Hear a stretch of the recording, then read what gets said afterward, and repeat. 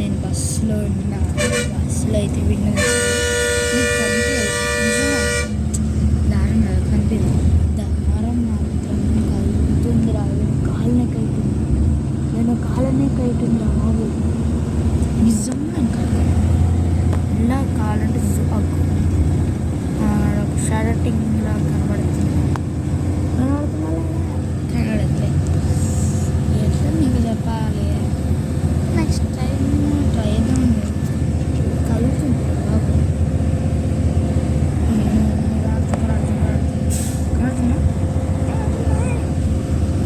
కనబడదేమోలే,